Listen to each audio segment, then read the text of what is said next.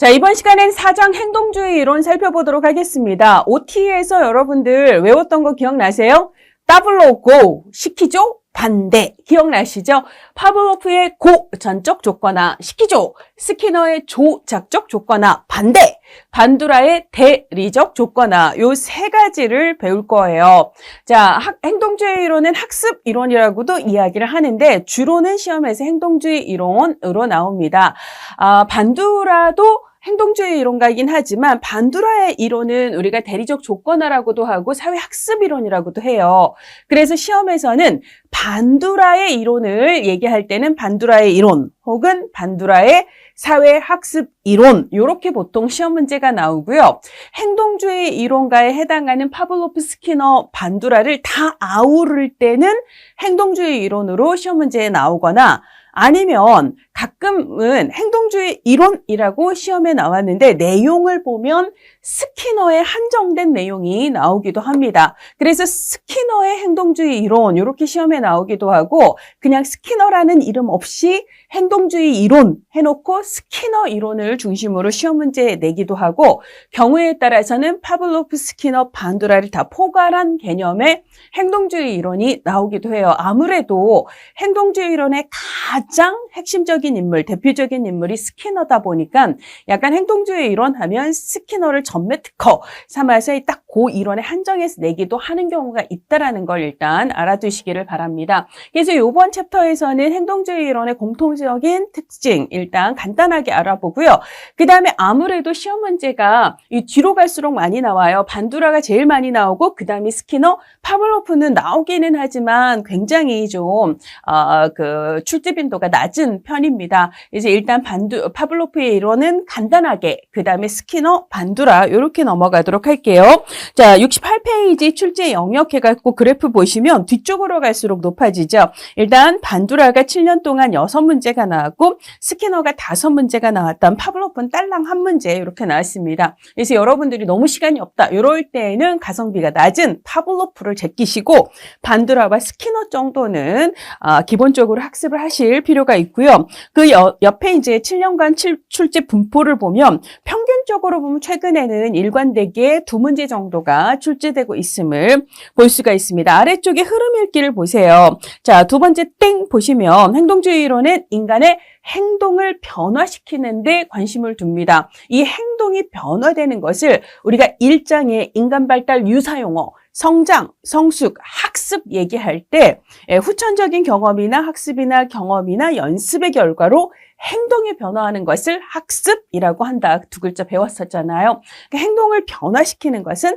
행동을 학습시키는 것과 같은 얘기라서 행동주의 혹은 학습 이론은 같은 말이다라고 생각을 하시면 됩니다. 자, 다만 우리가 2장하고 3장에서 프로이트, 잉, 에릭슨, 아들러, 융 배웠었는데요. 자, 이들을 다 아울러서 정신역동이론이라고 얘기를 하잖아요. 그러니까 정신역동이론가들은 인간 행동의 가장 근원적인 이유는 정신 내면에 있다라는 공통분모를 갖습니다. 자, 근데 행동주의는 달라요. 인간 행동의 가장 핵심 원인은 정신 내면이라기보다는 외부에 있다. 그래서 이걸 외부, 우리를 둘러싼 외부의 자극들 혹은 외부의 환경들이라고도 얘기를 하잖아요. 그래서 환경 혹은 환경 자극 혹은 외적인 자극이 결국은 행동에 영향을 미치기 때문에 그 사람의 그 행동을 변화시키고 싶어요. 그럼 원인을 변화시키면 돼요. 이때 원인이 환경이잖아요. 그래서 외적인 자극이나 환경의 변화를 통해서 행동을 수정하려고 하는 그런 목적을 갖습니다. 그러니까 어떻게 하면 행동을 수정할 수 있을까? 변화시킬 수 있을까?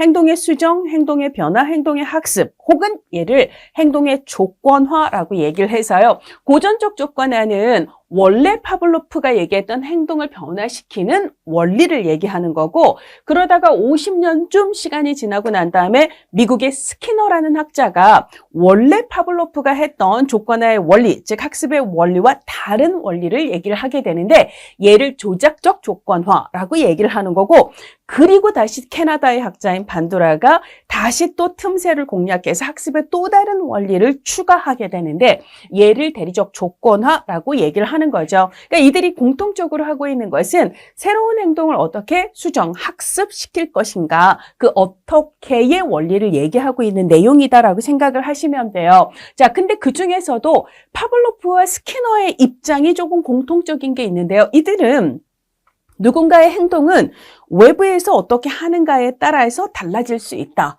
즉, 나의 행동이 외적인 자극에 의해서 수정된다라는 입장이에요. 그러니까 행동을 하는 당사자 입장에서는 외부에 의해 행동이 수정되는 입장이기 때문에 행동학습에 있어서 행위자는 상당히 수동적인 위치에 처하게 됩니다. 이런 방식으로 설명하는 건 파블로프와 스키너예요. 자, 그러면 여러분들의 행동이 100% 타인에 의해서만 만들어지나요? 아니면 여러분들이 스스로 자신의 행동을 변화시키기도 하나요? 후자가 있잖아요. 이 후자를 얘기하고 있는 게 마지막 주자인 캐나다의 반두라에 의해서 제시된 사회학습 이론이에요. 그래서 우리는 사회적인 환경과 관계 속에서 스스로 자신의 행동을 학습하기도 한다라고 얘기하는 게 반두라입니다. 그러니까 반두라는 행동학습에 있어서 철저히 행위자가 수동적인 위치에만 있는 건 아니다. 상당히 능동적인 위치에서 자신의 행동을 스스로 규제할 수 있다라는 이야기를 했다. 이게 파블로프 스키너와 반두라의 핵심적인 차이다라고 일단 구분을 하세요. 자, 근데 파블로프와 스키너는 인간 행동에 대해서 결정론적인 혹은 수동적인 행위자를 가정한다라는 면에서는 공통적인 특징이 있는데 이들도 뭔가 차이가 있기 때문에 구분이 될 거 아니에요. 이 차이를 이야기하는 게 흐름 읽기의 땡땡땡 세 번째 땡입니다. 파블로프와 스키너에도 차이점이 있다. 이 차이점을 가장 핵심적으로 얘기를 한다면 어떤 행동을 학습시키는가? 그러니까 행동학습의 표적이 되는 행동의 속성이 좀 다르다라는 거예요. 자, 인간의 행동은 나도 모르게 반사적으로 하게 되는 행동이 있어요. 그랬으면 예를 들자면 저쪽에서 막 내 눈을 향해 뭔가가 확 돌진하고 있으면 나도 모르게 눈을 찔끔 감게 되잖아요. 그렇잖아요. 그 뭐 이런 것들. 그래서 너무 추우면 나도 모르게 부들부들 떨게 되잖아요. 그 다음에 너무 배고픈데 비 오는 날 삼겹살집을 촬영하게 지나가는데 삼겹살 굽는 냄새에 나도 모르게 침이 고이잖아요. 이런 것들은 내가 내 의지로 선택해서 그렇게 하는 행동이라기보다는 나도 모르게 반사적으로 왜? 자극이 있거든요. 삼겹살, 배고파 죽겠는데 삼겹살 냄새라는 자극에 대해서 그 다음에 굉장히 추운 냉기에 의해서 막 이렇게 오들오들 떤다든지 이런 것들 있잖아요. 외부의 자극에 의해서 나도 모르게 하게 되는 행동 이것을 우리가 일반적으로는 반사적 행동이라고 얘기를 하는데 이 시험에서는 이걸 반응적 행동이라고 부릅니다. 자, 그래서 반응적 행동이 어떻게 학습되는가를 얘기했던 건 파블로프고요. 자, 근데 인간의 행동이 나도 모르게 하게 되는 행동도 있지만 본인이 할 수도 있고 안 할 수도 있지만 그 행동을 해야 하게 되는 이런 것들 있잖아요.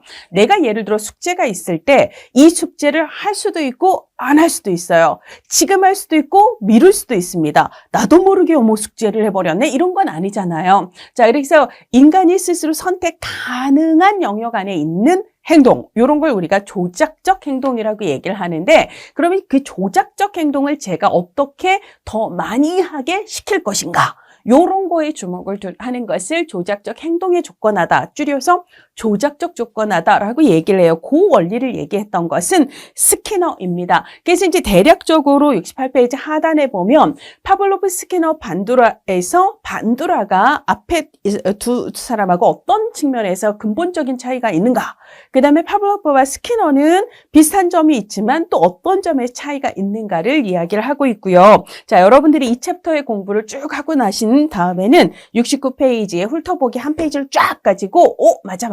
자, 여러분이 핵심을 쫘라락 정리를 하셨으면 좋겠습니다. 자, 그러면 일단 행동주의라고 하는 공통분모에 대한 이야기를 해야 되는데요. 행동주의의 기본 특징을 얘기할 때 빠지지 말아야 되는 필수 키워드는 우리는 인간의 정신이나 인지나 심리나 이런 거가 아니라 구체적으로 확인, 관찰, 증명이 가능한, 그래서 과학적으로 연구 가능한 행동에 초점을 두겠다. 그래서 행동에 초점을 둔다라는 거예요. 그리고 특히나 행동주의자들은요, 과학적으로 증명이 가능한 영역에 초점을 두기 때문에 일단 구체적인 관찰과 측정이 가능한 행동을 어떻게 해요?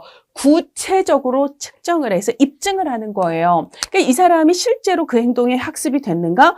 원래 그 사람은 그 행동을 이 정도밖에 안 했는데 실제로 우리가 외부의 환경이라든지 이런 걸 변화시켜서, 그래서 이제 스키너나 파블로프 등등의 학습 원리에 의거해서 요렇게 학습을 시켰더니 그 사람의 행동이 이만큼 학습되었다 혹은 증가되었다를 이야기하기 위해서 원래는 어느 정도였는데 이렇게 변화됐어요 라고 하면서 변화된 행동의 양을 구체적으로 측정을 해서 이 측정된 수치 간의 비교를 통해서 증명을 하는 걸 강조를 하는 거예요. 수치를 딱 들이밀면 이건 굉장히 객관적인 증거가 되잖아요. 이런 방식으로 실제로 행동학습에 성공을 했는지 안 했는지 이런 것들을 밝히는 걸 관심 있어 합니다. 자, 그래서 첫 번째는 관찰 가능한 행동에 두고 이거를 구체적으로 측정하고 객관적으로 입증하는 거에 초점을 둔다라는 거고요. 그 다음에 이제 두 번째는 이 행동에 영향을 주는 건 개인의 정신 세계가 아니라 외적인 자극이다 혹은 환경 자극이다 혹은 환경이다 라고 얘기를 하는 거고, 결국은 개인의 행동은 그 환경에 의해서 모된 결과다, 학습된 결과다. 학습이라는 걸 세 글자로 늘려보면 조건화된 결과다라고 얘기를 할 수가 있습니다. 특히 이제 프로이트 같은 경우는 인간의 행동의 원인을 얘기하기 위해서 만 6세 이전에 아주 오래전 과거 그 사람 무의식 안에 무엇이 들어있는가를 통찰하는 데 초점을 두었잖아요. 근데 행동주의자들은요, 예전 과거는 이미 지나가 버려서 지금 확인이 불가한 영역이고요. 마음 깊은 곳, 이것도 사실은 구체적으로 측정이 불가한 영역이기 때문에 우리는 과거의 깊은 곳 이런 거엔 관심이 없다라는 거예요. 그냥 직전, 내가 관심이 있는 그 행동의 직전 상황이 어땠고 직후 상황이 어땠는가 있잖아요. 현재 행동의 전후 결정 요인에만 초점을 두겠다. 이런 입장을 취하고 있습니다. 따라서 행동주의 이론의 가장 핵심적인 특징을 요약해 줄 수 있는 단어 2개를 선택하시오. 나는 행동에만 초점을 두겠다. 그 다음에 나는 그 행동의 원인을 환경에서 찾겠다. 이 2가지로 요약을 하시면 될 것 같습니다. 자, 그러면 이제 첫 번째 조건화 원리 파블로고예요. 파블로프의 고전적 조건화. 그래서 이제 기본적으로 파블로프는 고전적 조건화는 반사적인 행동, 즉 시험에서는 이게 반응적인 행동이라고 나온다고 했습니다. 그래서 반사적으로 하게 되는 반응적인 행동이 원래는 내가 그런 걸 안 했었는데 왜 나도 모르게 그런 행동을 하게 되는가 있잖아요. 나도 모르게 어떤 특정의 행동을 하게 되게 되는 이 맥락을 설명을 한 게 고전적 조건화예요. 자, 그래서 70페이지 파블로프의 고전적 조건화 타이틀 아래 보면 얘를 고전적 조건화라고도 얘기하고 고전적 조건 형성이라고도 얘기를 하는데 이게 반응적인 행동의 조건화 원리를 얘기를 했기 때문에 얘를 다른 말로 반응적 조건화라고 부르기도 한다라는 얘기가 있습니다. 자, 그러면 기본적인 맥락은 이렇게 되는 거예요. 우리가 너무너무 배가 고플 때 막 삼겹살 냄새 같은 거, 음식 냄새를 혹은 음식을 보면 나도 모르게 입안에 침이 고이잖아요. 자, 이렇게 음식과 타액 분비 사이의 관계는 학습에 의해서 조건화된 관계가 아니라는 거예요. 그냥 배고프면 침이 고요. 배고플 때 음식 냄새 맡으면 침이 고요. 이런 거는 그냥 나도 모르게 반사적으로 하게 되는 거잖아요. 이런 걸 조건과 상관없이 그냥 조건화, 즉 학습과 상관없이 원래부터 그랬던 이런 관계를 무조건 자극, 무조건 반응 사이의 관계다라고 이야기를 하게 됩니다. 자, 근데 우리가 배가 너무 고픈데 누군가가 종소리를 들려줘요. 자, 그러면 종소리를 듣고 배고픈 사람이 막 침이 고이나요? 아니잖아요. 그러니까 종소리는 타액 분비와 전혀 상관이 없는 자극 자극입니다. 자, 이런 거, 이 행동과 전혀 상관없는 자극을 우리가 중립자극이라고도 하고 중성자극이라고 이야기를 해요. 근데 파블로프는 뭐라고 얘기하냐면 원래 타액 분비와 전혀 관계없는 중립자극인 종소리를 듣고 이 사람이 타액 분비를 하게, 즉 침이 고이게 내가 만들겠다, 학습시키겠다, 조건화시키겠다라고 이야기를 하는 거예요. 그럼 사람들이 어떻게? 사람이 왜 종소리를 듣고 침을 흘리지? 그거 어떻게 만들겠다는 거야? 라고 하니 파블로프 되게 간단한 원리를 얘기하는 거예요. 원래 무조건 타액 분비를 시키게 되는 음식을 줄 때마다 그거보다 먼저 종소리를 들려준다는 거예요. 음식부터 주면, 배고픈 사람한테 음식부터 주면 눈이 뒤집어져서 종소리가 들리는지 안 들리는지 신경을 안 씁니다. 음식부터 주는 게 아니고요. 종소리를 들려준 직후에 음식을 주는 거예요. 다시 또 종소리를 들려준 직후에 음식을 주는 거예요. 이런 식으로 종소리를 들려주고 음식을 주는 일을 반복적으로 여러 번을 하면 어느 순간부터 얘는 종소리만 들어도 자동으로 타액 분비를 하게 된다. 자동으로 타액 분비를 한다. 이거는 반응적 행동, 반사적인 행동을 하게 된다라는 거잖아요. 자, 그렇게 되면 이 사람이 종소리만 듣고도 타액 분비를 하고 있기 때문에 더 이상 종소리는 중립자극이라고 할 수 있어요, 없어요? 없죠.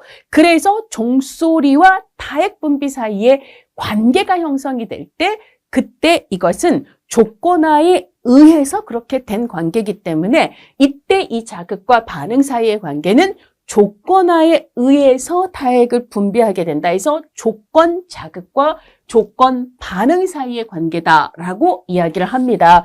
즉 중립자극인 종소리를 무조건 자극인 음식과 반복적으로 결합을 하게 되면 어느 순간 중립자극은 조건자극이 되어 타액을 분비하는 조건 반응을 유발하게 된다. 이게 파블로프 조건화의 원리를 설명할 수 있는 내용이 되는 거예요. 그래서 70페이지 하단을 보면 기본적으로 파블로프는 아까 이제 우리가 행동학습의 원리를 프로이트하고 비교를 할 때 행동주의는 아주 먼 과거까지 안 가요.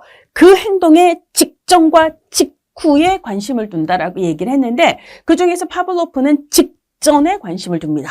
그 다음에 스키너는 직후에 좀 더 관심을 두는 편이에요. 그래서 지금 내가 학습시키고자 하는 행동은 타액 분비라는 행동이잖아요. 파블로프는 그 직전 상황을 개입하는 거예요. 자, 그래서 직전 상황, 이거를 선행자극이라고 얘기를 하죠. 선행자극을 통해서 새로운 타액 분비라는 종소리 듣고 침 흘리게 만드는 이 행동을 내가 조건화시킬 거야 라고 얘기를 하면서 이거의 앞에 종소리 들려주고 음식 주고, 종소리 들려주고 음식 주고, 종소리 들려주고 음식 주고, 요 선행 자극을 반복해주는 방식을 통해서 종소리에 타액 분비하게 만들 거야 라고 얘기를 한다라는 거예요. 자, 그래서 71페이지 동그라미 2번에 파블로프의 고전적 조건화 사례를 보면 배고픈 개에게 종소리 들려주고 음식을 준다는 거죠. 원래 종소리 들려주기 전에 음식을 주면 타액 분비하는 건 조건화와 무관하게 원래 그런 거라 해서 이건 무조건 자극과 무조건 반응 사이의 관계다라고 얘기를 했습니다. 종소리 자체는 중립자극이지만 종소리 들려준 후 음식을 주면 종소리 들려주고 음식을 주면 나중에는 종소리만 들어도 타액 분비한다. 이때 종소리는 조건자극으로 변화되어 이제 종소리와 타액 분비 사이의 관계는 조건자극과 조건 반응의 관계가 된다. 이렇게 정리를 한다라는 거죠. 자, 고전적 조건화의 기본 원리를 물어보는 문제가 2022년 시험 문제에서 단독 문제로 나왔었는데요. 자, 보시면 그래서 이제 방금 얘기했던 그런 내용인 거고요. 자, 첫 번째는 시간의 원리, 그 다음에 강도의 원리, 그 다음에 세 번째는 일관성의 원리, 네 번째는 계속성의 원리예요. 이것도 일단은 암기부터 합시다. 우리가 학기 초가 되면 언제 개강해? 방학이 되면 우리 언제 개강해? 이런 얘기 하잖아요. 자, 그래서 개강, 언제 개강해? 이것을 개강 일시 이렇게 외우세요. 다만 이때 개를 개로 바꾸시는 거예요. 그래서 얘는 계속, 얘는 강도, 얘는 일관성, 얘는 시간 이렇게 됩니다. 파블로프의 고전적 조건의 원리 딱 하면 머릿속에 시간의 원리, 일관성의 원리 이게 생각이 안 나는 거거든요. 그럼 학기초를 생각하세요. 우리 언제 개강해? 개강 일시예요. 개강 일시. 요렇게 일단 반복적으로 여러분들 입으로 중얼중얼 해야 암기를 합니다. 오늘의 암기는 오늘에 끝내자. 내일은 내일 암기할 게 몰려온다. 라고 생각을 하세요. 자, 첫 번째 시간의 원리는요. 우리가 이제 조건 자극이 있고 무조건 자극이 있잖아요. 타액 분비에 대해서 무조건 자극은 뭐예요? 음식이에요. 음식은 조건화와 상관없이 그냥 타액 분비하게 만드는 애잖아요. 근데 조건 자극, 조건화를 통해서 타액을 분비하게 만드는 조건 자극은 아까 그 사례에서 종소리잖아요. 자, 무엇을 먼저 제시해요? 종소리 울려준 후 음식을 주는 거예요. 음식부터 주면 종소리에 신경을 안 써. 그럼 학습 효과가 없어요. 자, 그래서 종소리를 울려준 후 음식을 제공한다는 거예요. 그러면 이거를 조건, 무조건 개념으로 바꾸면 뭐가 먼저죠? 조건 자극이 먼저고 그 다음에 무조건 자극을 바로 이어서 제시를 해야 한다라는 겁니다. 자, 그럼 만약에 이쪽에서 시험 문제가 나왔을 때 여러분들이랑 어떻게 내겠어요? 무조건 자극이 먼저, 조건 자극이 나중이어야 한다. 이런 식으로 오답을 내겠죠. 땡입니다. 조건이 먼저, 그 다음에 무조건이에요. 자, 그 다음에 강도인데요. 예를 들자면 종소리를 울려주고 난 다음에 되게 고파 죽겠는데 누가 콩 하나 주는 거예요. 콩 하나 주는 거예요. 그러면 여러분들 종소리에 침을 흘리게 될까요? 콩 하나, 배고픈 나한테 콩 하나 있겠지. 맛도 없는 콩 하나 주면 안 되는 거잖아요. 그쵸? 그러니까 내가 배고플 때 종소리 올려주고 엄청 푸짐한 엄청 맛있는 음식을 주어야 그래야지 효과가 있습니다. 그 말은 무슨 말이냐면 종소리의 강도 뒤에, 그러니까 종소리라는 조건 자극 뒤에 따르는 무조건 자극의 강도가 세야 되는 거예요. 그래서 여러분들이 예를 들자면 뭔가 와플이라든지 핫도그 같은 걸 먹고 길을 가다가 차은우를 만났어요. 막 차은우가 여러분들한테 막 활짝 웃으면서 너무 친절하게 인사를 하는 거예요. 그럼 여러분들이 핫도그만 봐도 와플만 봐도 가슴이 뛰고 기분이 좋아집니다. 그렇게 돼요. 근데 예를 들자면 여러분들이 핫도그 먹으러 가다가 뭐 그냥 이러면은 이제 이게 안 된다는 거죠. 그렇죠? 가슴이 안 뛴다는 거죠. 그렇게 생각을 하세요. 조건 자극 뒤에 따른 무조건 자극의 강도가 더 커야 한다라는 거고요. 이건 당연한 거지만 일관된 자극을 종소리 그다음에 이 음식, 종소리 음식인데 이 종소리를 계속 바꾸고 이러면 종소리에 대한 학습은 되게 미진해지게 되잖아요. 같은 자극에 대한 이제 그 음식을 결합을 시켜야 된다라는 거고요. 그거를 한두 번 반복하는 것보단 10번 반복했을 때 당연히 학습 효과가 크겠죠. 그러니까 계속 해야 된다라는 거예요. 자, 이런 개념으로 여러분들이 이 말 자체를 막 암기하려고 하기보다는 상식적인 수준에서 생각을 합시다. 뭐가 먼저다? 조건 자극이 먼저다. 누가 강도가 커야 된다? 그 뒤에 따르는 무조건 자극의 강도가 더 커야 된다. 그리고 얘네들 사이에 자극을 결합하는 방식 있잖아요. 종소리 음식. 이건 되게 일관되게 막 이렇게 저렇게 바꾸지 말아야 된다. 그리고 여러 번 해야 된다. 요 개념으로 개강일시 조건화의 원리, 고전적 조건화의 원리를 체크를 해주시기를 바랍니다. 자, 71페이지 이제 하단에 소거와 자발적 회복이 있는데 사실 이거는 최근 10년 내에서는 파블로프 이론에서는 이게 나오지는 않았지만 얘가 예전 시험에서는 이 개념이 사실 주인공이라기보다는 또 다른 게 주인공인 문제의 오지선다의 선지 하나로 자발적 회복이 낀 적이 있거든요.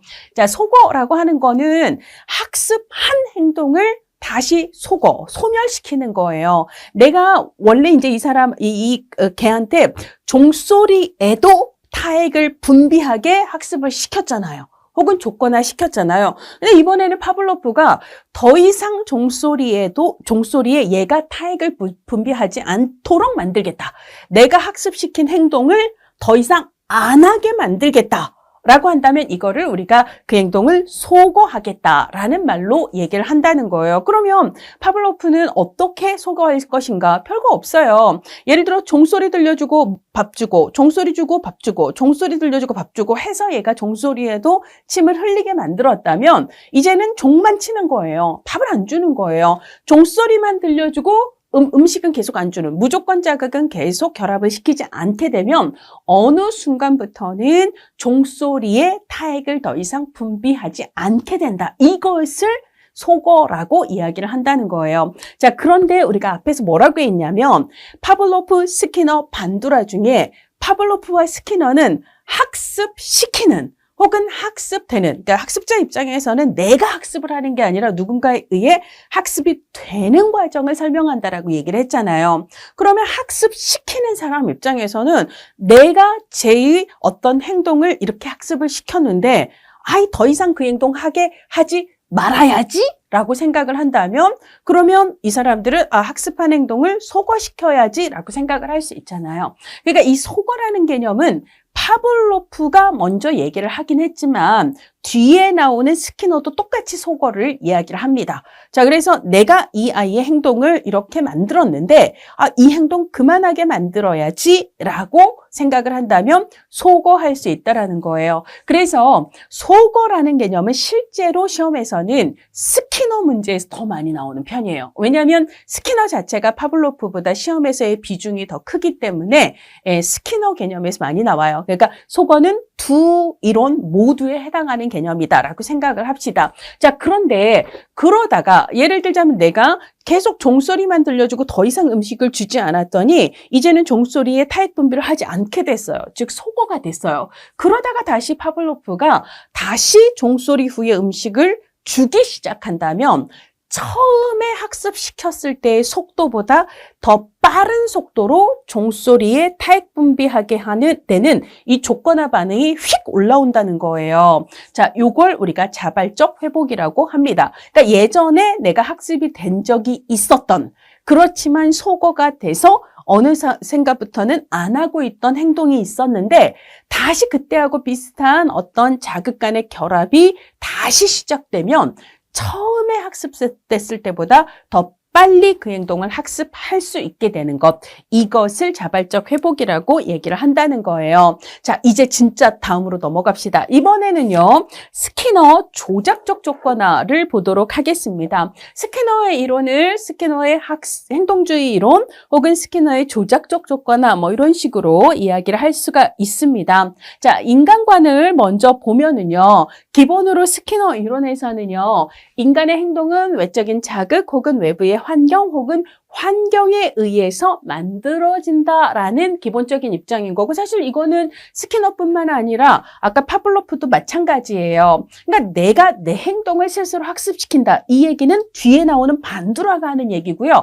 파블로프도 스키너도요. 내가 내 행동을 스스로 학습시키는 얘기 안 해요. 철저히 외부에 의해 학습되는 인간을 얘기를 하기 때문에 그런 면에서 자신의 행동에 대한 스스로의 의지, 자유의지 이런 거를 간과했다 혹은 무시했다라는 비판을 받습니다. 철저하게 환경에 의해서 행동이 법칙적으로 만들어진다라는 것을 환경결정론 내지는 기계론적 환경결정론이라고 얘기를 하고 인간의 행동은 법칙적으로 결정이 되며 이 법칙에 어떤 방식으로 행동이 학습되는가의 법칙을 조작적 조건화라는 법칙으로 스키너는 얘기를 한 거예요. 그러니까 법칙적으로 행동이 만들어지는 거면 이런 법칙에 의해서 이런 행동이 나타나겠네라고 예측이 될 수 있고요. 그러면 그 예측을 할 수 있다면 사전에 그것을 통제하는 것도 가능하잖아요. 그래서 법칙적으로 결정이 되고 그래서 예측이 가능하고 통제도 외부에 의해서 가능하다라고 보는 입장이 스키너의 입장입니다. 그래서 이제 개인의 스스로의 행동에 대해서 스스로의 학습 능력 이런 걸 강조했다. 이런 얘기가 나오면 스키너는 틀려요. 자, 기본 가정을 보시면 인간의 행동은 환경 자극에 의해 동기화되며 뭐가 중요하다? 어떤 행동에 뒤따르는 결과가 결정한다라고 얘기를 해요. 우리가 이제 앞서서 프로이트와 비교를 하면서 아주 먼 과거 이거 아니고 행동의 직전 그리고 직후에 주목한다라고 얘기를 했는데 우리가 이제 앞에 파블로프 같은 경우는 선행 자극 간 결합을 통해서 행동의 학습을 유발하는 원리에 대해서 얘기를 했잖아요. 근데 스키너는 선행 자극이라기보단 초점을 행동의 직후에 뒤따르는 결과에 초점을 두고 이야기를 합니다. 간단합니다. 내가 어떤 행동을 했을 때 뒤따르는 결과가 너무 좋은 거예요. 행위자한테 좋은 거예요. 이것을 우리가 강화한다라고 얘기를 해요. 그 행동을, 그러니까 좋은 결과를 유발하는 행동을 우리가 더 많이 하게 되잖아요. 그래서 뒤따르는 결과가 좋아서 내가 그 행동을 더 많이 하게 되는 것, 이것을 강화되었다라고 얘기를 하는 거고요. 내 행동에 뒤따르는 결과가 행위자에게 좋지 않아서 다음번에는 그 행동을 안 하거나 줄이게 되는 것, 이것을 행동이 처벌되었다라고 이야기를 합니다. 결국은 뒤따르는 결과가 좋은가 좋지 않은가에 따른 강화와 처벌의 원리로 행동의 학습을 설명한다. 이게 이제 스키너의 가장 기본적인 내용이다라고 보시면 되겠습니다. 그래서 이제 그것을 72페이지 하단에 ABC 패러다임이라고 표현을 하고 있는데 실제로 우리 시험에 뭐 ABC 패러다임이라는 말이 나오지는 않아요. 그러니까 이제 어떤 사건, 어떤 상황이 있을 때 뭐 예를 들자면 아침이 됐어요. 알람이 울려요. 그죠? 우리 집 아이가 알람 소리를 듣고 스스로 딱 끄고 벌떡 일어나요. 이런 상황이잖아요. 알람을 듣고 스스로 벌떡 일어났을 때, 즉 그런 행동을 했을 때 엄마가 폭풍 칭찬을 하는 거예요. 야, 너는 정말 어쩜 그걸 한 번에 끄고 일어나니? 막 이런 것들 있잖아요. 자, 이때 알람이 울리는 것은 선행 사건이에요. 그때 아이가 어떤 행동을 했는가? 끄고 바로 일어났어요. 그랬더니 뒤따르는 결과 엄마가 폭풍 칭찬과 감동을 합니다. 그러면 다음번 선행 자극, 즉 알람이 울릴 때에도 이 아이는 그걸 끄고 벌떡 일어날 가능성이 커진다라고 얘기하는 것. 이게 조작적 조건하에서 좋은 결과에 의해 행동 빈도가 증가하는 강화를 얘기하는 방식이다라는 이야기예요. 그러니까 그걸 얘기하기 위해서 이제 ABC 이런 얘기를 한 거고요. 자, 73페이지 뭐 위쪽에 성격 및 행동 발달에 거대한 관점은 뭐 결국은 개인의 성격이라는 것은 반복적인 행동을 하게 되는 거고 왜 그 사람이 특정 행동을 반복하게 되는가? 예, 그 행동을 계속하게 되는 이유는 강화가 되었기 때문이다. 그래서 강화에 의해서 특정 행동을 많이 하게 되면 결국은 그게 성격이다라고 얘기하는 방식이다라고 보시면 되겠습니다. 자, 이번에는요, 스키너의 조작적 조건하의 주요 개념인데요. 아까 이제 얘기했듯이 스키너는 인간의 행동은 크게 반사적으로 나도 모르게 하게 되는, 그러니까 내가 의식적으로 이 행동을 해야지라는 생각이 관여하지 않고 그냥 나도 모르게 하게 되는 행동이 있는데 얘를 반응적 행동이다 혹은 반응 행동이다라고 얘기를 하는 거고요. 자, 근데 내가 선택할 수 있어요. 아까 알람이 울리는 상황에서 어머 나도 모르게 깨버렸네. 어머 나도 모르게 벌떡 일어났네. 이게 아니에요. 수많은 고뇌. 그렇죠. 알람이 딱 울릴 때마다 아침마다 우리 얼마나 고뇌를 합니까? 끌까? 좀 더 잘까?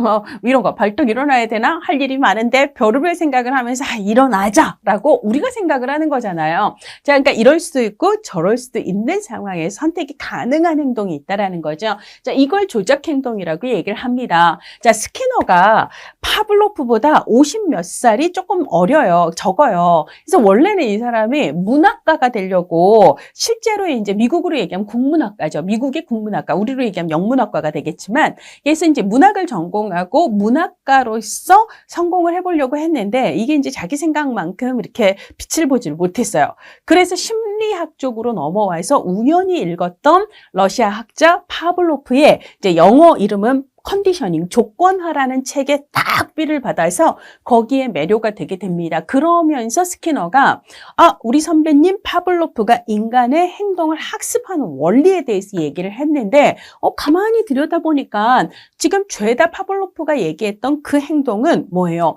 반사적으로 하게 되는 행동의 학습 원리에 국한하고 있다는 걸 깨달아요. 그러면 그때 어떻게 해야 돼요? 틈새 시장에 내 깃발을 꽂아야 되잖아요. 그럼 나는 조작적인 행동을 어떻게 학습시킬 것인가의 원리를 개발해야지 라고 생각을 한 거예요. 그래서 파블로프를 고전이라고도 얘기를 하지만 반응적 조건하다.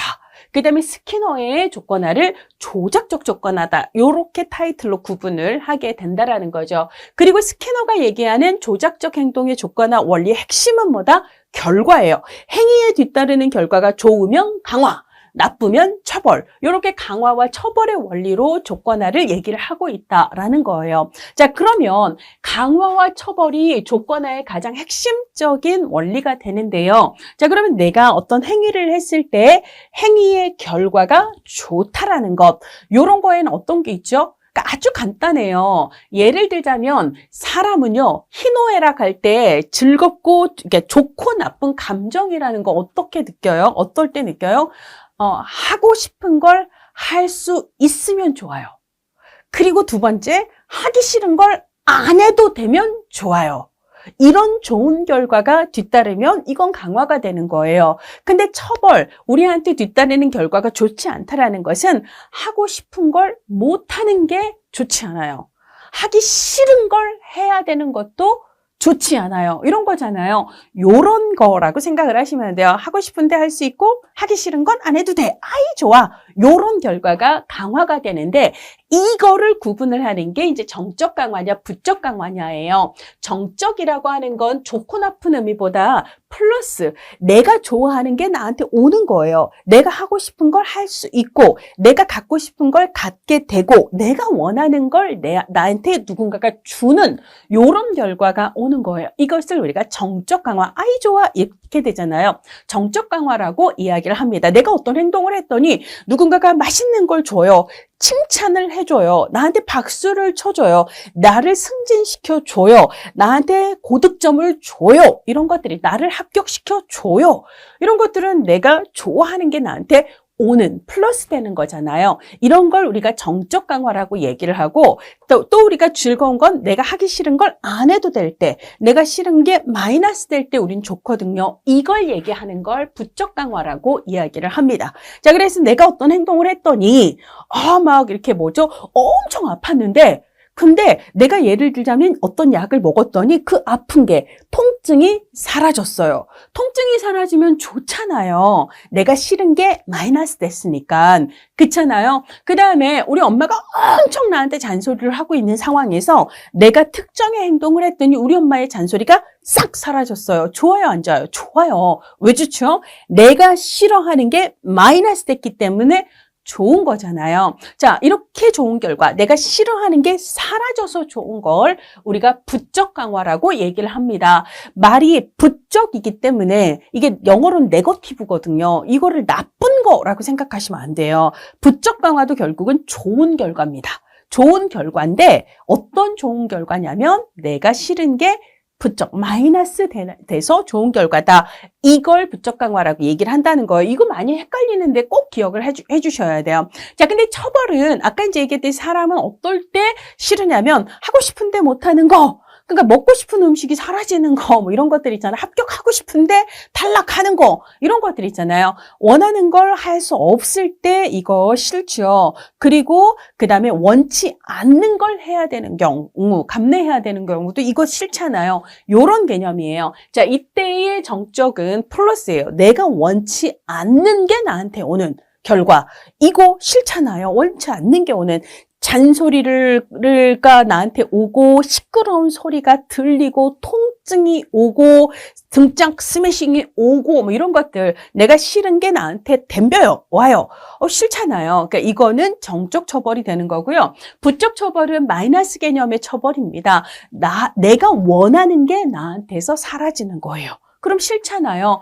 그래서 내가 실점을 하고, 여기서 예를 들어 점수가 깎이고, 내지는, 음식이 내 눈앞에 있었는데, 넌 음식 먹지 마! 이러면서 내가 먹을 음식이 내 눈앞에서 사라지고, 원래는 이번 주에 용돈을 받아야 되는데, 너 이번 주에는 용돈 없어! 이런 것들, 용돈이 사라지고, 다른 친구들은 다 뭘 하는데, 너는 하지 마! 나는 못하게 하는 거예요. 이런 것들은 내가 원하는 어떤 것이 나한테서 마이너스 되는 나쁜 결과잖아요. 이런 것들을 우리가 부적 처벌이라고 이야기를 합니다. 자, 그래서 여러분들 73페이지에 보면 반응적 행동과 조작적 행동에 대해 설명을 하고 있고 73페이지 하단에 보면 조작적 조건화라고 하는 것은 조작적 행동의 학습 원리다라는 얘기를 하고 있고요. 74페이지에 스키너가 쥐를 실험했던 사례에서 그러니까 처벌과 강화와 처벌의 사례를 제시를 하고 있습니다. 이 사례 1, 그래서 이제 스키너의 실험 상자 안에 쥐가 있거든요. 쥐가 막 돌아다니다가 상자 안에 레버, 지렛대가 있어서 그걸 우연히 누르는 행동을 했더니 모기가 톡 나오는 거예요. 쥐가 배가 고팠거든요. 근데 모기가 나와요. 좋아요? 안 좋아요? 좋아요. 왜 좋아요? 좋은 게 나한테 와서 좋아요. 그럼 쥐 입장에서는 다음번에도 배고플 때 지렛대를 누를 가능성이 커져요? 안 커져요? 커져요. 이걸 강화되었다라고 얘기를 하고, 이때의 강화는 정적 강화에 해당하는 거죠. 좋은 게 나한테 와서. 그렇게 되죠. 자, 이번에는 실험 상자 안에 쥐가 마찬가지로 우연히 지렛대를 눌렀습니다. 그랬더니 막 온몸에 전기 충격이 가해지는 거예요. 너무 깜짝 놀라요. 너무 아프고. 그래서 이거 좋은 결과예요? 좋지 않은 결과예요? 이건 처벌입니다. 근데 왜 처벌이죠? 어떤 처벌이에요? 없던 전기 충격이 나한테 와서 싫잖아요. 플러스예요. 그래서 이것은 정적 처벌에 해당하는 사례다라고 볼 수가 있고요. 요걸 다 아우른 개념이 조작적 조건하다라고 생각을 하시면 되겠습니다. 자, 그래서 이제 74페이지 하단과 75페이지 상단에서는 정적, 부적, 강화, 처벌의 사례들을 몇 가지로 제시를 하고 있어요. 자, 그래서 이제 여러분들 그냥 저 보시면서 제가 여기 있는 사례를 가지고 문제를 내보도록 할게요. 내가 예를 들어 차를 탔는데 안전벨트를 매지 않았어요. 내가 그런 행동을 했더니 삑삑삑삑 소리가 시끄럽게 나는 거예요. 좋아요? 안 좋아요? 안 좋아요. 그럼 뭐죠? 이건 처벌입니다. 자, 그럼 어떤 처벌이죠? 시끄러운 소리가 없다가 생겼잖아요. 나한테 들리고 있잖아요. 플러스 개념이에요. 자, 그러면 안전벨트를 착용하지 않아 삑삑삑삑 소리가 들리게 되는, 그래서 다음번부터는 그 착용하지 않는 짓을 덜 하게 만드는 원리는 뭐가 된다? 정적 처벌에 해당한다라고 보셔야 됩니다. 자, 이번에는 거꾸로, 그래서 내가 너무 시끄러운 소리가 나길래 맞다 이러고 안전벨트를 착용을 했어요. 그랬더니 삑삑삑삑 하는 시끄러운 부저음이 사라집니다. 좋아요? 안 좋아요? 시끄럽다가 조용해졌으니까 좋잖아요. 그러면 얘는 강화에 해당하는데, 그럼 어떤 강화에 해당하는 거죠? 시끄러운 게 사라져서 마이너스 돼서 좋은 거예요. 그렇죠? 안전벨트를 착용하면 시끄러운 부저음이 사라지는 건 부적 강화의 원리를 적용한 거다라고 볼 수가 있습니다. 자, 숙제를 안 했더니 선생님이 핸드폰을 압수했어요. 자, 그러면 그러니까 숙제를 안 해온 행위자의 입장에서 내 핸드폰을 선생님이 압수해가는 거, 이거 좋은 결과인가요? 좋지 않습니다. 처벌입니다. 근데 왜 싫죠? 내 핸드폰이 마이너스 됐기 때문이에요. 그럼 얘는 뭐가 되죠? 부적 처벌 사례다라고 볼 수가 있습니다. 자, 그 다음에 두통이 너무 심해서요. 두통 약을 먹었어요. 내가 한 행동은 두통 약을 먹은 행동인데요. 그랬더니 두통이 사라져요. 좋아요? 좋죠. 왜 좋아요? 두통이 마이너스 됐기 때문에. 그러면 얘는 무슨 강화? 부적 강화에 해당한다라고 보셔야 합니다. 동생을 잘 돌봐주는 행동을 했더니 엄마가 나에게 칭찬을 해줍니다. 좋아요? 칭찬받으면 좋죠. 그래서 강화는 강화인데 칭찬이 나한테 와서 좋잖아요. 그럼 얘는 무슨 강화? 정적 강화에 해당합니다. 그래서 이제 강화와 처벌의 사례를 정적과 부적으로 바로 연결을 해서 이게 어떤 사례에 해당하는지를 연습을 좀 하셔야 합니다. 자, 이번에는 속어예요. 원래 이제 속어라고 하는 것은 아까 파블로프가 네가 종소리에도 침을 분비하게 내가 학습을 시켰는데 더 이상 종소리에 타액 분비 안 하도록 만들겠어. 요때가 이제 속어 전략을 썼잖아요. 마찬가지로 스캐너도 네가 이걸 하게 내가 학습을 시켰는데 이제 더 이상 그 행동을 하지 않게 만들겠어. 이게 속어 전략이다라고 볼 수 있습니다. 자, 그래서 속어의 기본적인 전제는 뭐냐면 어떤 행동을 누군가가 계속 하게 되는 원리는 뭐예요? 강화되었기 때문이잖아요. 그렇죠? 그러니까 특정의 행동을 멈추지 않고 반복하는 이유는 강화에 의해서다라고 전제를 하는 거고, 만약에 내가 그 행동을 소거시키고 싶으면, 즉 그만하게 하고 싶으면 더 이상 뭐 하지 않으면 돼요? 강화를 해주지 않으면 되는 거예요. 그래서 더 이상 강화를 제공하지 않음으로써, 근데 강화라는 건 좋은 결과가 뒤따르는 게 강화잖아요. 그래서 특정 행동을 했을 때 그 뒤에 그 행위자에게 좋은 결과가 더 이상 뒤따르게 하지 않게 함으로써 그 행동을 더 이상 하지 않게 하는 원리, 이것을 스키너는 속어라고 이야기를 하고 있습니다. 자, 그래서 75페이지 속어에 대한 내용 보시면 강화된 행동은 반복되는 경향이 있지만 더 이상 그 행동에 대한 어떠한 보상도 따르지 않는, 즉 강화가 되지 않게 되면 그 행동은 반복되지 않고 소멸되는, 소거되는 경향이 있게 됩니다. 그래서 속어는 이렇게 조건화된, 즉 학습된 행동이 더 이상 강화가 주어지지 않아 약화되거나 사라지게 되는 걸 의미한다라고 보면 돼요. 근데 그 속어의 가장 대표적인 예가 그 박스에 있듯이 자녀가 자꾸 투정을 부리는 거예요. 자꾸 생떼를 쓰는 거예요. 그럼 애가 왜 자꾸 투정을 부릴까요? 자꾸 투정을 부리는 이유는 강화되었기 때문이다라는 전제를 갖고 있습니다. 그럼 이 아이가 더 이상 이렇게 생떼를 쓰지 않고 투정을 부리지 않게 만들려면 어떻게 하면 돼요? 강화를 더 이상 제공하지 않으면 돼요. 그러면 우리는 뭘 생각해야 되죠? 이 아이의 투정을 증가시키고 있는 강화, 즉 보상이 무엇인가를 찾아내야 돼요. 잘 보니까 애가 투정을 부리면 처음에는 엄마가 안 돼 하거든요. 그러다가 내 도저히 시끄러워서 못 살겠다. 남 창피해서 못 살겠다. 해서 결국은 엄마가 아이의 요구를 다 들어주는 거예요. 그럼 아이 입장에서는 내가 어쨌거나 엄마한테 계속 때를 쓰면 우리 엄마가 결국은 못 버티고 내 요구를 다 들어주거든요. 그러면 떼쓴 아이의 입장에서는 결과가 좋아요, 안 좋아요? 좋으니까 같은 상황에서, 그러니까 비슷한 상황에서 내가 원하는 게 있으면 엄마가 들어줄 때까지 나는 계속 투정을 부리게 된다라는 거죠. 자, 그러면 소거를 시키려면 어떻게 해야 돼요? 더 이상의 강화가 제공되지 않아야 돼요. 그러면 엄마는 이 아이의 요구를 들어줘야 돼요? 안 들어줘야 돼요? 들어주지 않는 거예요. 아무리 얘가 투정을 부리고 때를 써도 끝까지 엄마가 견디는 거죠. 꾹 참자. 일주일만 견디면 될 거야. 뭐 이런 생각으로 아이가 더 이상 투정을 부려도 아이의 요구를 들어주지 않게 됩니다. 그럼 아이는 보통의 경우는 처음엔 더 많이 투정을 부리고 막 죽을 것처럼 난리를 치지만 아무리 자기가 투정을 부려도 내가 원하는 보상이 뒤따르지 않는다라는 걸 깨닫게 되는 순간부터는 효과 없는 투정을 계속 한다 안 한다? 하지 않는다. 그걸 뭐라고 해요? 투정 부리는 행동이 소거되었다라고 이야기를 하게 되는 거죠. 이런 사례가 시험에 실제로 나왔었고 이 원리는 소거, 이런 식으로 답을 찾는 문제가 나왔었습니다. 자, 그래서 이제 사실 스키너의 가장 핵심적인 개념은 조작적 조건화, 강화, 처벌, 그리고 소거, 요게 가장 핵심적인 용어들이고요. 일반화 변별은 걔네들보다는 조금 더 사이드에 있는 마이너한 개념이라고 보시면 되는데, 예를 들자면 우리가 뭐 이렇게 초등학교 들어가서 덧셈 배우잖아요. 뭐 1 더하기 1은 2 했더니 선생님 막 잘한다 이렇게 얘기를 해요. 그럼 여러분들은 곧 죽어도 내가 선생님한테 잘한다고 칭찬받은 게 1 더하기 1이니까 죽을 때까지 1 더하기 1만 하나요? 아니에요. 1 더하기 1 어머 잘한다. 1 더하기 2 어머 잘한다. 2 더하기 3 어머 잘한다. 이렇게 몇 번 하면은요. 여러분들이 어느 순간부터는 3 더하기 1, 4 더하기 2 이런 것들도 하게 된다라는 거예요. 우리가 어떻게 세상에 있는 모든 덧셈들, 모든 곱셈들을 하나하나 다 학습을 해요.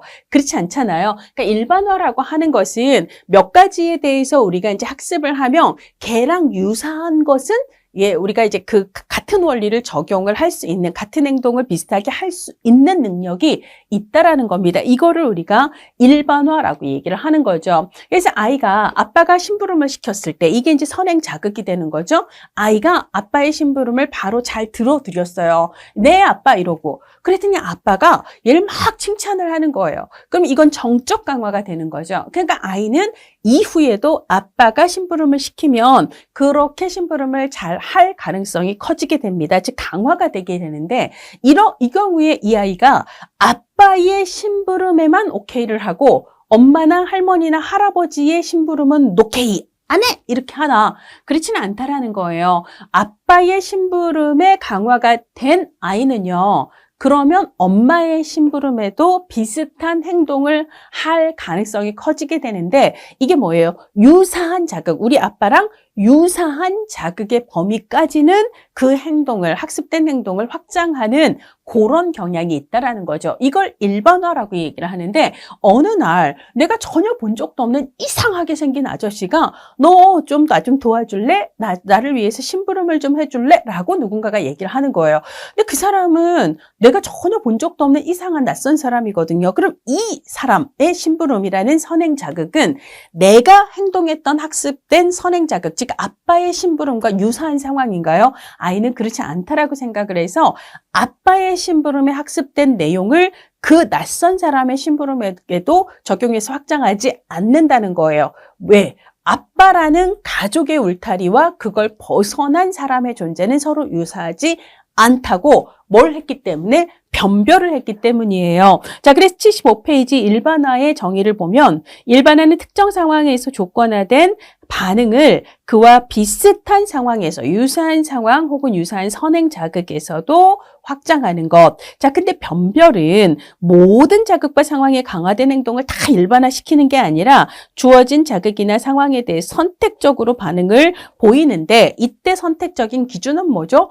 유사한, 내가 학습된 행동과 유사한 상황인가 아닌가에 따라서 그걸 변별한다라고 이야기를 한다라는 이야기예요. 그래서 이제 우리가 행동학습에 있어서는 사실 일반화하는 확장 능력도 중요하지만 아닌 건 멈추는 능력도 중요하다라고 볼 수가 있습니다. 자, 그 다음에 76페이지. 자, 내가 이 아이의 특정 행동을 더 하게 만들고 싶어요. 강화시키고 싶어요. 어떻게 하지? 라고 계획을 세우게 될 텐데요. 이것을 강화에 대한 계획해서 강화 계획이라고도 하고 강화 스케줄이라고 이야기를 하기도 합니다. 그래서 이제 강화 계획은 크게는 연속적인 강화 계획이 있고요. 간헐적인 강화 계획이 있어요. 예를 들어 내가 특정 행동을 강화시키고 싶거든요. 연속적 강화는요. 그 아이가 그 행동을 할 때마다 바로 보상을 주는 거예요. 이건 연속적 강화입니다.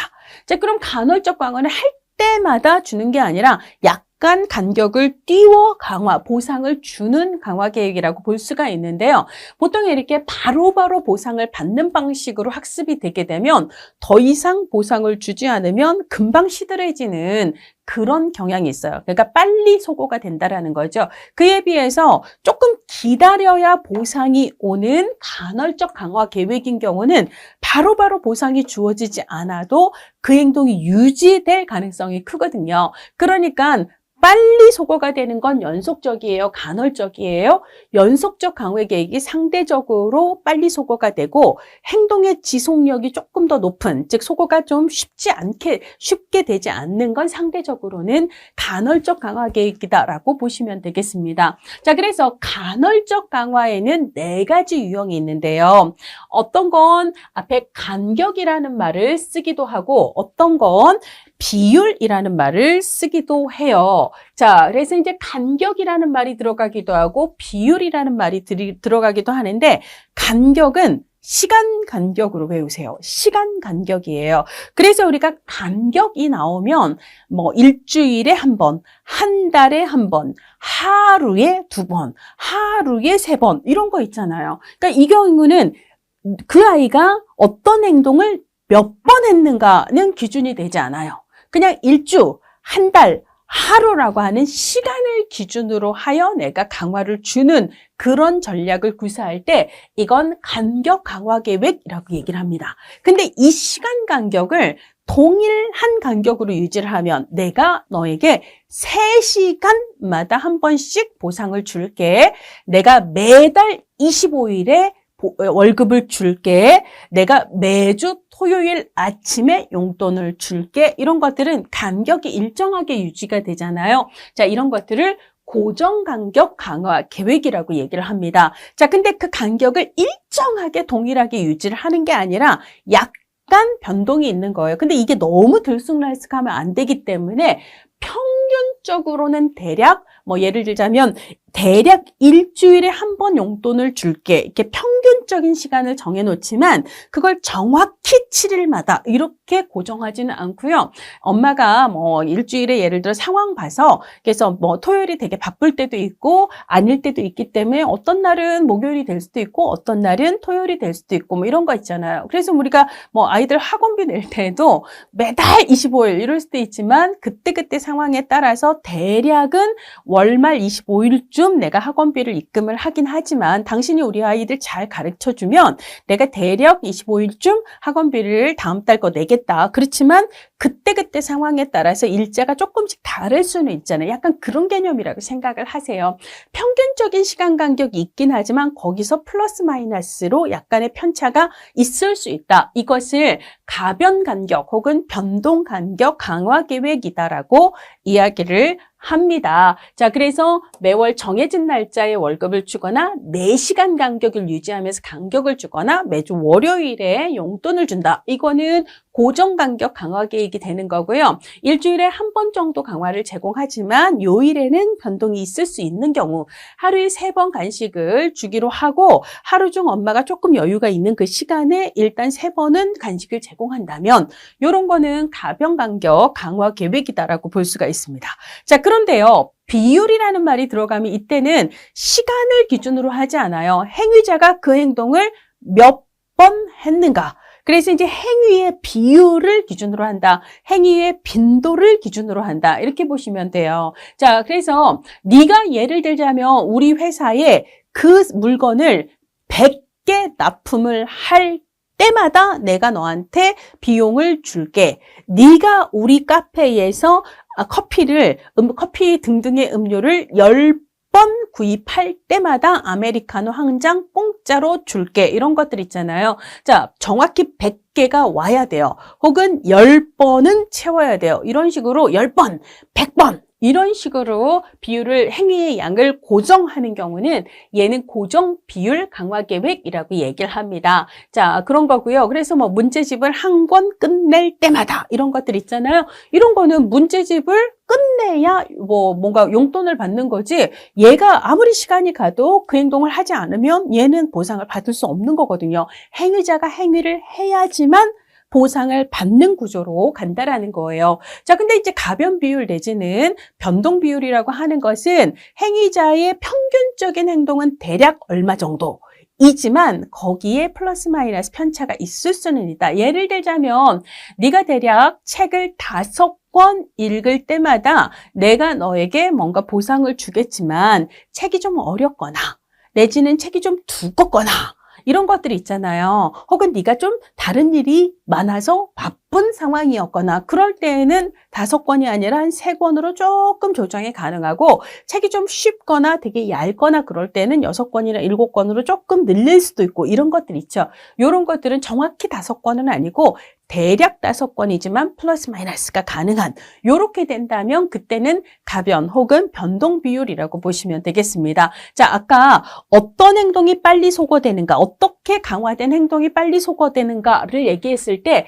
얘가 가장 빨리 소거가 되고 상대적으로 얘는 소거가 덜 된다라고 얘기했어요. 그러니까 연속적 강화보다 얘는 좀 지속력이 높다라고 얘기를 했거든요. 자, 그러면 간헐적 강화 계획 중에서도 어떻게 강화가 되었을 때 더 이상 강화 없이도 그 아이가 그 행동을 지속하게 될 가능성이 높은가? 이것을 76페이지 하단에 반응 지속률 혹은 줄여서 반응률이라고 얘기를 해요. 자, 그래서 반응률이라고 하는 건 얼마나 오래 지속되는가, 즉 소거하기가 상대적으로 어려운 게 뭔가를 얘기를 하는데요.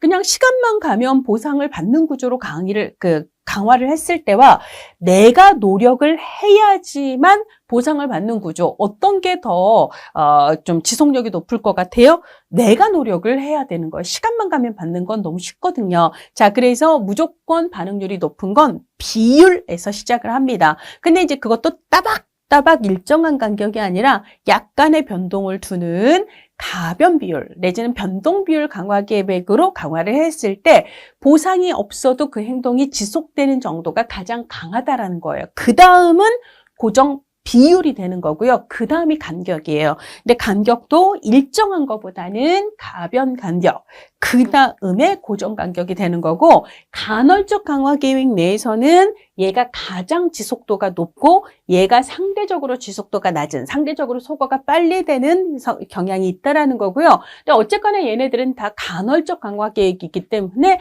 얘네들보다 더 빨리 소거되는 거, 즉 반응률이 낮은 거는 뭐예요? 연속적 강화 계획이 이 뒤에 따른다라고 볼 수가 있을 겁니다. 자, 그래서 이제 강화 계획이라는 말을 얘기를 했고요. 개념을 이해를 해봤고, 77페이지에 이제 강화물, 내가 특정 행동을 강화시키기 위해서 사용하는 강화물, 칭찬일 수도 있고 용돈일 수도 있고 음식일 수도 있고 이런 거 있잖아요. 일종의 보상이라고 생각을 하시면 돼요. 자, 어떤 강화물을 그 아이에게 줄 건가? 이게 강화물을 구분을 할 때 1차 강화물 혹은 2차 강화물 이런 식으로 또 구분을 합니다. 1차 강화물은요, 사회적으로 학습되지 않고도 그냥 좋은 거예요. 그러니까 예를 들어 배고플 때 음식은 그냥 좋아요. 그러니까 내가 막 사회적인 경험과 학습을 통해 배고플 때 음식을 먹으면 좋은 거구나 라고 학습되는 게 아니잖아요. 그냥 목이 말라요. 그럼 물 마시면 좋죠. 이건 학습이 필요 없는 거예요. 그렇잖아요. 너무 졸릴 때 단잠을 자요. 그냥 좋은 거지. 이미 사회적 관계 배워서 좋은 건 아니잖아요. 이런 것들을 우리가 1차 강화물이라고 얘기를 합니다. 그래서 아가들이 엄청 울어요. 배가 고파서. 그러면 그 아가한테 여러분들이 막 10만 원을 줍니다. 그럼 아가가 좋아해요? 안 좋아해요. 돈이라고 하는 것은 사회생활을 하면서 사회생활을 할 때 돈은 좋은 거구나 라고 깨닫는 거잖아요. 이렇게 사회생활을 통해, 사회적 경험을 통해, 사회적 학습을 통해 혹은 사회적 관계를 통해 야, 이게 좋은 거구나 라는 걸 알게 되는 강화물을 2차 강화물이라고 얘기를 해요. 애기들은요, 1차 강화물에 반응을 하죠. 배고프면 엄마 젖을 물려줘야지 10,000원짜리 던져준다고 좋은 게 아니지만 배고픈 청소년에게 10,000원을 주면 아이는 좋아하는 거거든요. 왜? 2차 강화물, 사회적 경험을 통해 돈은 내가 먹고 싶은 음식을 살 수 있는 거다. 즉 내가 갖고 싶은 1차 강화물과 2차 강화물이 연결이 돼서 그 음식을, 돈이 음식을 만들어 나에게 줄 수 있다는 걸 알기 때문이잖아요. 그래서 2차 강화물은 사회적 관계와 학습 경험이 전제가 되는 보상물이라고 보시면 되겠습니다. 자, 그래서 77페이지 2차 강화물에 두 번째 땡 보면 사회적 경험, 즉 다른 사람들과의 관계 속에서 이거 너무 좋다라는 걸 알게 되는 가장 대표적인 것이 돈, 점수, 승진 뭐 이런 것들이 있잖아요. 이런 건 사회적으로 내가 좋은 거구나 이런 걸 아는 건데요. 그 외에도 미소나 인정이나 칭찬 있잖아요.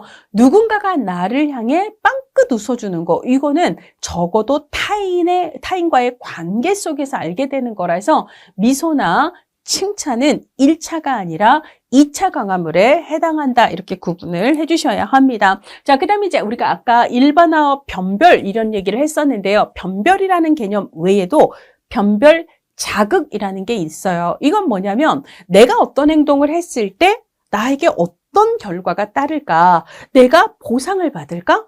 아니면 처벌을 받을까? 이게 좀 궁금한 상황이 있잖아요. 그런데 이걸 보니까 내가 칭찬을 받겠구나. 이걸 보니까 내가 혼나겠구나. 제게 뭔가를 보고 자신의 행위 뒤에 따라올 결과가 무엇일지를 예측할 수 있게 되는 경우가 있어요. 이때 나의 결과, 내 행동의 결과를 예측하게 해주는 그 단서, 얘를 변별 자극이라고 이야기를 합니다. 여러분들이 예를 들자면 나름대로는 엄마를 도와드리려고 집안일을 돕다가 와장창 엄마가 아끼는 접시를 깼다고 합시다. 자, 그러면 이게 이제 접시를 깼기 때문에 엄마한테 혼날 것 같기도 하고, 어쨌거나 내가 엄마를 돕다가 그런 거니까 우리 엄마가 나를 혼내기보다는 안 다쳤냐고 이러면서 나를 걱정해 줄 것 같기도 하고, 근데 실제로 어떨지 이걸 잘 모르겠거든요. 그러면 여러분들은 엄마 눈치를 보잖아요.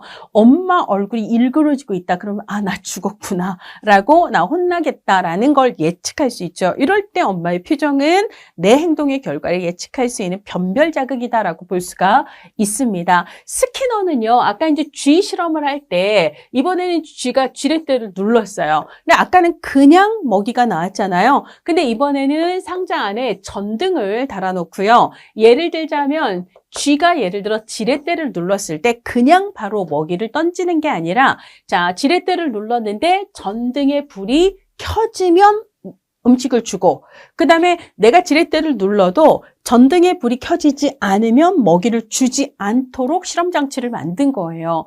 그러면 쥐가 이 지렛대를 누르는 행위에 대해서 음식이라는 보상이 올 건가 말 건가를 뭘 보고 알 수 있죠? 행위 뒤에 이쪽 그 전등의 불이 켜졌는가 켜지지 않았는가를 보고, 켜졌으면 보상, 안 켜졌으면 보상 없네, 이걸 알 수 있잖아요. 이때 이 전등의 불빛은 뭐다? 변별 자극에 해당한다라고 볼 수가 있습니다. 자, 그 다음에 이제 행동 조성이라는 단어가 있는데요. 얘는 영어로 shaping이에요. 이거를 조성이라고도 번역을 하고 조형이라고도 번역을 하고 얘를 형성이라고도 번역을 하는데요. 가장 많이 번역되는 용어는 조성입니다. 그래서 예전에 실천론 시험 문제에서는 조성화 해놓고 영어로 shaping이라는 단어가 나오기도 했는데요. 자, 이때 shaping은 조성화, 이거는 행동조성과 같은 말이라고 보시면 돼요. 결국은 영어를 번역하는 과정에서 이렇게도 번역, 저렇게도 번역이다라고 생각을 하시면 되겠습니다. 행동조성의 핵심은 뭐냐면 그냥 학습하기, 한 번에 학습하기엔 좀 복잡한 행동들 있잖아요. 그러니까 예를 들자면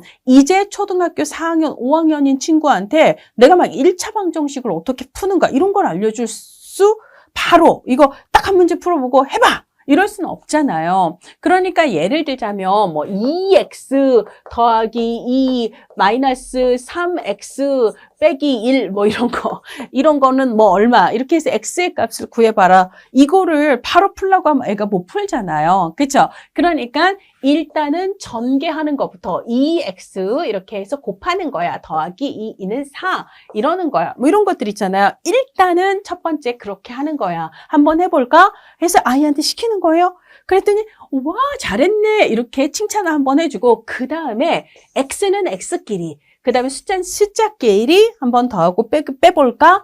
어우 잘했네. 그 다음에 x만 이쪽에 남기고 그 다음에 숫자는 저쪽으로 보내야 되는데 그때는 부호를 바꿔야 돼. 한번 해볼까? 어우 잘했네.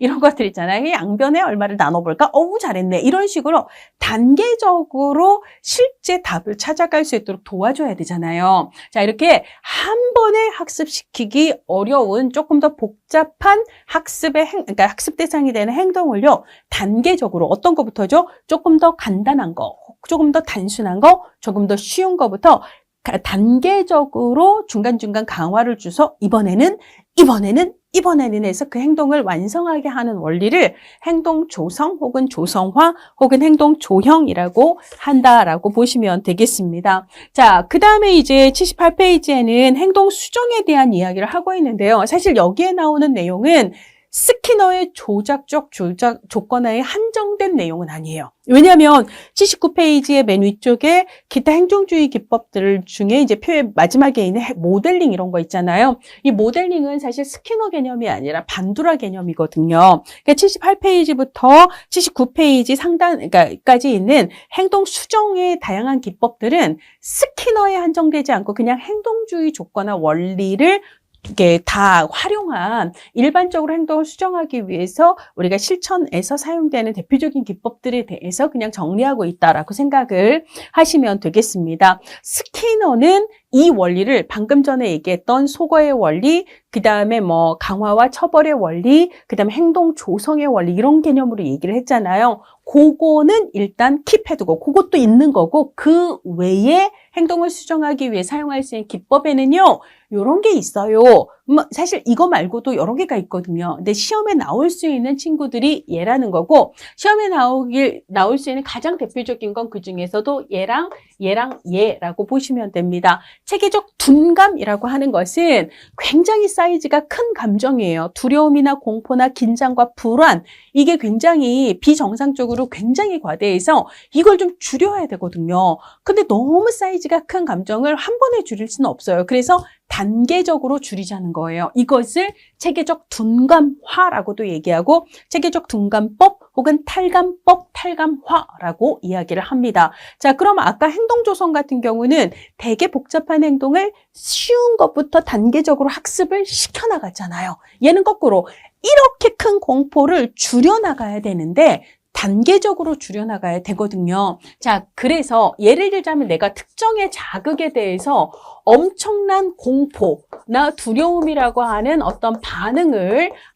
하고 있어요. 그런 상황이에요. 근데 이제 공포의 사이즈가 너무 큰 거를 줄이기는 좀 힘드니까 아주 작은 거부터, 작은 자극과 공포 사이의 관계 있잖아요. 요거부터 하나씩 없애나가는 거죠. 예를 들자면 고양이에 대한 공포가 되게 큰 사람에게 처음부터 큰 어른 고양이를 보여줌이에요. 공포가 크니까 어떻게 하죠? 고양이 그림을 먼저 보여주고 그 다음에 고양이 영상을 보여주고 그 다음에 아기 고양이, 우리 안에 있는 아기 고양이를 보여주고 뭐 이런 것들 있잖아요. 그래서 이제 좀 공포를 덜 느낄 만한 작은 사이즈의 자극을 순차적으로 보여주는 거예요. 근데 예를 들자면 내가 뭐 예를 들어 아주 아기 고양이가 저기 우리 안에 있는데 그것만 보고도 막 심장이 벌렁벌렁 거리고 있다면 그러면 약간 공포 반응이 올라온다는 거거든요. 그럴 때 심장이 나대지 않도록 이거를 어떻게 해주는 거야? 이완해 준다라고 얘기를 합니다. 자, 그래서